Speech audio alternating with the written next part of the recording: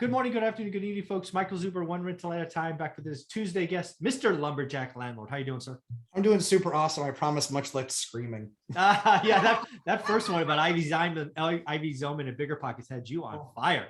Dude, it's just, yeah, you gotta like tell the whole story, understand it holistically, and most importantly, people need to always consider the source. Yeah. So I don't know if you caught it over the weekend, but one of my students actually took my 50-year spreadsheet and updated it, right? Added some years because the spreadsheet's now over a year old, added different variables, did some, he spent real work on it. So I wanted to celebrate his success and we talked about it and actually posted it over the weekend. I have seen, I've seen some interesting responses and I want to step back, and I didn't do this in the video with my student, but I want to remind people why I spent over 24 hours creating the original spreadsheet, which I will pull up in a minute. So about a year ago, folks, we're probably in the summer of 2021. I now realize rates are going to go up, right? And oh, by the way, I said rates were going to go up back then. You can go back and look. I don't delete any of my videos. I talked about refining a bunch of properties and locking in rates under 4, right? So again, this was the fear I had.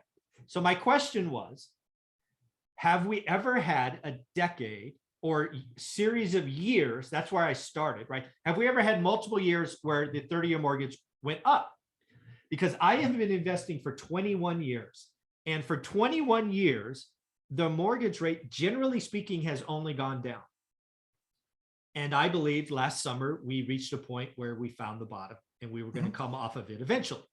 So that was the basis of my research. So I decided to go all the way back to the 1970s. It was a nice 50 years, right? 1970, 2020. I'm like, okay, let's go get facts. Average home price, average family income, the mortgage rate. And again, when you're taking a mortgage rate from a year, like 1970 or 81 or whatever, you have to pick a date because every day the interest rate's different. Sure. So I've taken great care to list the data sources, because if you want to argue the data, you're not arguing with me, you're arguing with the data, right? The data is this link. Go look at the link. If you don't like the link, give me another link. Anyways, it's frustrating to see people argue like data points. It's like, well, my data. I didn't make the data. I didn't make the data. I presented the data. That's it. I had questions and went out and collected data points.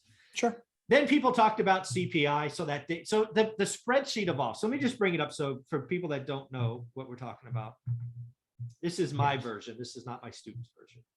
And again, it goes from 70 to 2020. Right. So again, it's here. All the data sources are here. You can go get your own stuff. If you don't like these sources, go create your own. I had to pick different dates, right? See, I chose January 1st of the year because you could pick December, you could pick July. You had to pick something. Then I started doing decades, right? Trying to lump decades together, like the 7. It's all here. I give it away. It's awesome. It is. But so I collected, and then people asked about home ownership, and then the median price, the fixed payment. Then I had to assume a down payment. Again, people are like, "Wow, that can't be. What's 10%?" Jeez, God, you guys are arguing about silly things. So again, I chose 10%. It's a variable. You can change it to whatever you want. If you're a first-time homeowner, congrats, 3.5%. If you're an investor, it's 20 or 25%. Then we talk about incomes, and people are like, "Well, in the 70s." It was a single household income, and now it's 2 incomes. I'm like, true, but I'm confused. Income's income, right? Are you arguing that life was better in the 70s? I lived in the 70s. Life was not better in the 70s. The numbers start to really change. So one income versus dual income. We'll see a shift again when the standard relationship becomes a throuple. Continue. Oh my goodness. Right? Like, yeah, because then it's 3. Like that's again, it's all relative. Yeah, it's just so. Then what I did is I wanted to do a couple of things. First, in with a mortgage payment, it's really hard because there's all these other factors: state taxes, insurance. There's all these other factors that I can't calculate or can't get an average from, and certainly can't get 50 years of average. So I did what is called a front-end ratio. It is just your income and the payment. It doesn't take care of anything else. And basically, if you're above 20 or below, if you're below 28, it's an easy yes answer. And if you're above 30 or 31, it's a pretty no answer. Those are just Talk to your mortgage broker. It's called a front-end ratio. So, okay. And then people asked about the stock market. So all these things have been added. It's evolved over time. Right. And then I've done, real CPI. It's just all here. So back to my question. Have we ever had a decade or a years where interest rates went up? Because that was the question. So if you start to look at 72, you can see that we had a pretty good run where rates went up. And they actually went up more than 100% in a 10-year period. Mm-hmm. Right? Mm-hmm. And again, people look at this and go, rates can't be 16% because our national debt's too much, blah, blah, blah, blah, blah. I'm like, stop looking at the percent. Look at what happened. They more than doubled. So could interest rates go from 2.75 to 5.5? You bet your ass they could. Mm-hmm. It's 100. I mean, people look at this and lose their mind because they're getting lost in a single data point. The percent of increase this time will be greater than it was in the 70s. Yeah. And this was a total of 102%. It'll be greater than that. I agree. It'll be greater than that. Mm-hmm. I agree. So there's that. So again, this is another thing. I'm like, okay, so we have a decade where rates went up. We actually have a 5-year period, I think, where rates went up 60%. Oh, no, more than double, almost double. So these are the things that I were looking for because I was not buying homes in 1977. No idea. I was a little bit too young to sign loan paperwork in 77. So I didn't know, right? I don't know these things. So when in doubt, I go collect the data. So then I ask myself, okay, so again, if you believe current wisdom, right? If rates go from 8 to 16, that's an 800 basis point move. Rates are housing is supposed to fall 80%, right? For every 1% rise in rates, housing is supposed to fall 10%, right? That's something that we hear all the time today. It's one of those things that people say they sound smart, but it's just not true.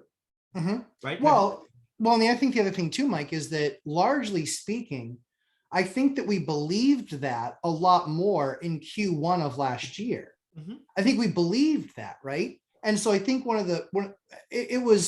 it felt far more reasonable and far more likely until the 50-year spreadsheet. Yeah, I didn't know. I believed it. There are things that are said so frequently that you're like, it must be true. Yeah, of course, rates go up 1%, housing has to crash 10%. That only makes sense. Well, folks, we actually have data that says that that's not necessarily true, but you got to ask why. Right. Correct. Normally speaking, if rates go from 8 to 16 or 3 to 11 or whatever, payment is going to be impacted, right? Of course it will. And oh, by the way, if you think real estate goes down in this 5-year period, you are sadly mistaken. Real estate went up. Where's the total? 60%, 59.7. It averaged, Matt, 11.9% a year. How can that be? Interest rates went up 800 basis points, and I got 11% appreciation. Well, folks, there's a third variable, and it's the one that came as a shock to me because nobody else had done it. It's wages. Wage growth. Wages. Wait, do you not think we are in a wage cycle growth right now? Of course. So I have news for you. If wages continually go up 5 to 7% a year for the next 5 years, rates will go up and housing will go up. It's just how the math works. We live in a payment-based society. It's crazy. Now, again, when interest rates got 13, you can see it would start flashing not healthy. Right. It wasn't healthy, but trends. And then the other thing I found out, which not on this spreadsheet, I did it somewhere else, is transactions. So in this period, again, property went up 60%. Interest rates went up 800 basis points. Transactions fell 50%. Right. That's the wrinkle. Transactions will crash if rates go from 2 to 8. It does not necessarily mean prices will fall. If wages go flat or negative, sure, prices will fall. Correct. But stop saying if rates go up 1%, real estate will fall. Because if rates go up 1%, but wages go up 10%, I'm not calling for that. But if they did, real estate's on fire. And oh, by the way, if we do the 40-year mortgage, same deal. Yep. Not to put Greg Dickerson on the spot. Yep. but we now will see if what he says comes true. Absolutely. We had that conversation yesterday. I'm like, we're at 4%. Let's see. Yep. And with all due respect to Greg, I just think he's wrong on this one. Because I think that we had been talking about, so last week we talked about how there's a very small window where we are going to see hyperactivity again. Oh yeah, right now. Right. So I took the time yesterday to call 3 of the agents I work with. Mhm. And I said, what'd you see this weekend? Yeah. Because we know that's the busy time. Right? Yeah. So one guy said to me, 3 open houses, Mhm. 6, 9, and 12 offers all over ask. Wow. Okay. 3 open houses, 6, Nice. 9, and 12 offers all over ask. Okay. That's still fine. Okay. Yep. Another one said 1 open house, 6 offers. Hmm. Another one said they had actually brought me an off-market pocket listing. Mhm. It was a triplex for $499. Mhm. She posted it Saturday at $485, and I asked her what the hell. Yeah, of course. I was like, 15 grand cheaper, 14 grand cheaper for what? The market over me? Thanks. That's nice. Yeah, I'll remember that. She's like, well, I actually took what you said into account. And I said, that's for a person like me buying. The market, I think, will be okay. She puts it on for 485, a ton of offers, numbers of them over 500K. Wow. So let's revisit this. Over the weekend, 5 different buildings, Mhm. single family and duplexes Yep. went to market. Yep. Combined, we're looking at over 30 offers on 5 properties. You don't need 30 offers to close on 5 properties. You don't. You really only need 5. And if you're the agent, you're happy with 10 because then you have 2 in each deal, right? Yeah, exactly. But the smallest one was 6. The smallest. So to that end, I think we're in that pocket right now when people are like, oh man, we better get in here because rates, they are arising. Yeah. And then the last thing I want to say about the 50-year spreadsheet that people really lose their mind on is when I point at 2020, and again, I haven't updated this spreadsheet, and I tell them in 2020, real estate was almost never more affordable. And again, this is based on the front end ratio. Like, how can it be? Real estate's so high. Well, incomes are up, interest rates are down. Mhm. I mean, it's that simple, folks. Yeah. I had to explain to somebody in one of the groups. In fact, I think it was this morning. And if anyone catches my wrath early in the morning or late at night, sorry, just is what it is. I'm very passionate when I speak. And so I think that what I had written in there was somebody complaining they had walked did you see this post? They had walked they had driven neighborhoods. They saw 15 homes in 10 different towns, ranging between 4.25 and 850. And what was really interesting to me is that they said everything that we saw was overpriced. I have to ask my question, ... based on what? Yeah. Compared to what? Feelings. It was based on feelings. Well, it was based on what they paid 5 years ago. Has nothing to do with the price of tea in China. I said 5 years ago, I bought a duplex for $300K with the rates that I had 5 years ago, which I think were 5.5 or 6. Probably because 6. I was an investor, right? Yeah. Yeah. Now I'm still 375 on commercial. I was 4.0 on 30-year fixed rate debt. I said, just based on that, the property and the increased rents, I actually net more cash flow monthly now at 500 that on the property I just bought than I would have at the old rates and the old rents back on 5 years ago. That's the math, guys. What it cost 5 years ago is irrelevant when it comes to figuring cash flow. Yeah. It's, you got to do the work. You got to do the work. And again, I think there's a lot of people, again, specifically owners today that are going to make some mistakes back to that very active period. I'm actually talking to Jeb Smith later today. We're going to talk about Southern California real estate to that end.